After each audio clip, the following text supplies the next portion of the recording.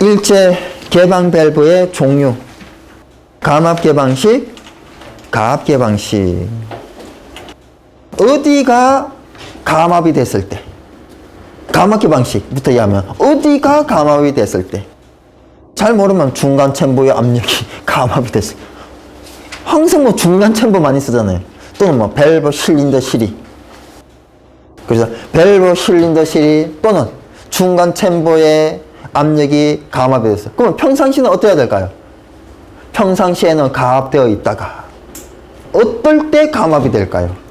자동, 수동, 원격에 의해서 감압이 되었을 때 밸브가 개방되는 타입이다. 이렇게 하면 좀 더 많은 내용을 써줄 수 있는 거죠.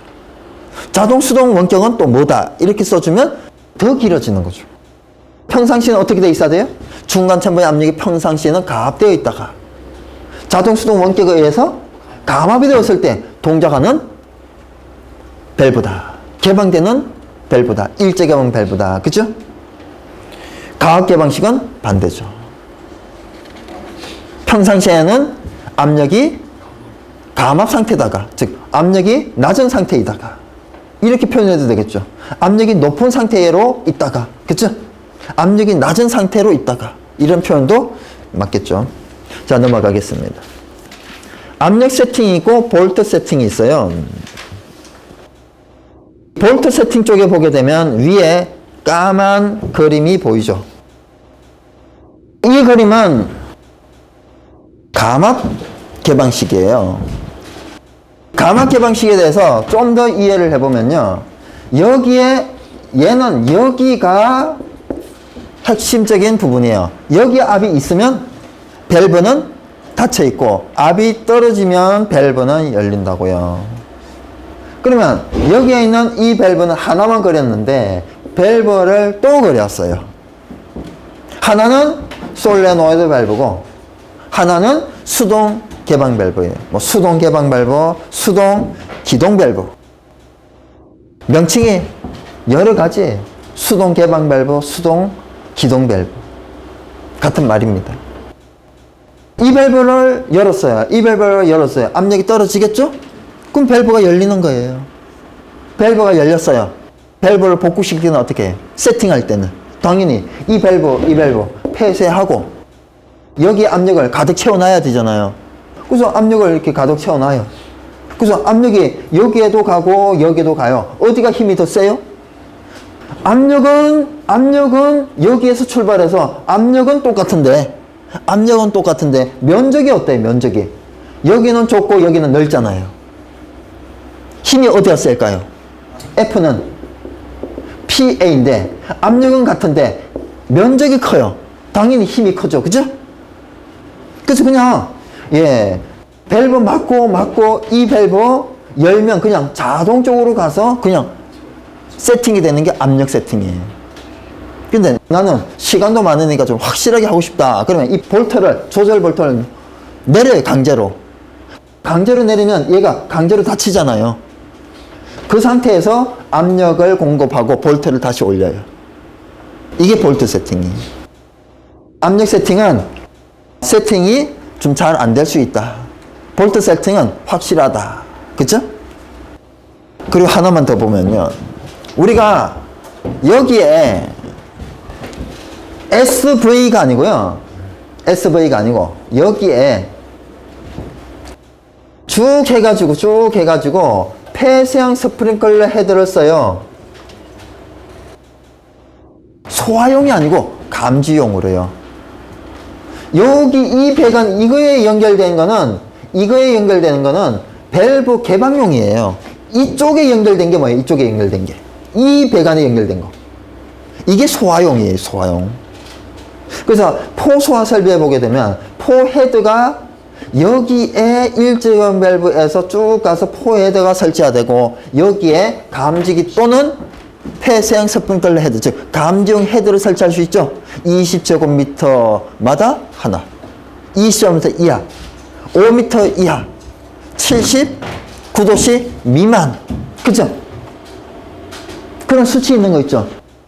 이렇게 설치하는 거예요. 이렇게 설치하는, 이렇게 중간 챔버를 쭉 연결을 해가지고 20제곱미터마다 하나씩 헤드를 설치하면, 스프링클러 헤드를, 이게 바로 감지용 헤드가 되는 거예요. 일제 개방 밸브를 쓰는 설비들이 일제 사실 수도 있지만 포도 일제 개방 밸브 쓴다고요.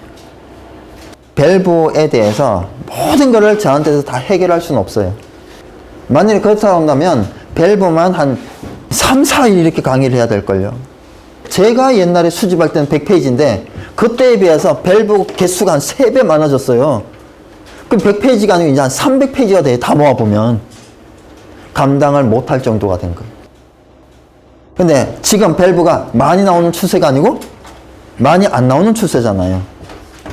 그래서 그냥 섭식은 한두 개 정도, 건식은 한두 개 정도, 준비작동식도 한두 개 정도, 일제살수도 이런 내용들이 있구나. 그래야 되지 않을까. 만일 밸브를 뭐 이만큼 한다 그러면 2달 동안 밸브를 한다. 과연 효과적인 준비일 수 있나? 이런 걸 한번 또 생각을 해봐야 돼. 밸브는 요번에 시험에 나올 수도 있고 안 나올 수도 있는데 나올 가능성이 좀 적고 화재 안전 기준은 100% 나온다는데, 포수와 약재 저장된 것 내에 포수와 약재 보충 시 조작 순서인데요. 평상시 상태를 한번 보겠습니다. 이런 조작 방법이나 이런 것들이 어떻게 보면 한 가지만 있다 이렇게 얘기할 수는 없어요. 이것을 쭉 이것만 답이다 이럴 수는 없다는 얘기예요. 밸브 조작 순서도 그것만 답이다 이럴 수가 없어요. 펌프 성능 시험도 이것만 완벽하게 답이다 이럴 수가 없다고요. 자기 게 있으면 되는 거예요. 평상시에 조금 더 그려보면요. 조금 더 그리면 여기에 이렇게 있고 여기에 이렇게 쭉 가서 이제 뭐야? 포헤드가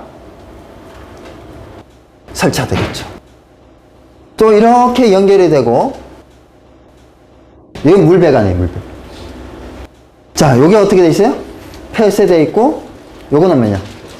개방되어 있고. 그래서 다 사용을 하고 나서 약재를 보충을 한다. 그러면 보충을 할 때는 어떻게 해야 될까요? 1번하고 4번 얘는 일단은 폐쇄를 시켜야 돼요. 개방되어 있던 건 폐쇄를 시키고, 그리고 5번하고 3번을 어떻게 해야 돼요? 열어서 일단 물을 배수를 시켜야, 물이 없어야 약재를 넣었을 때 이게 약재가 이렇게 이게 빵빵해지죠. 물이 있으면 약재가 들어가질 않잖아요. 그리고 6번에 있는 이 밸브는 이 약재 위에 공기가 있으면 돼요, 안 돼요? 안 되죠. 그리고 여기 물이 있는데 물을 채워 둘 건데 이 물 위에 또 공기가 있다 그러면 좋아요, 안 좋아요? 안 좋아요. 물만 있어야 되고 약재만 있어야 되는 거는 부식 또는 부패, 변질 이런 걸 방지입니다. 그래서 위쪽으로 공기를 충분히 다 배출을 시켜줘야 돼요. 평상시 상태를 생각하고 하나씩 보시기 바랍니다.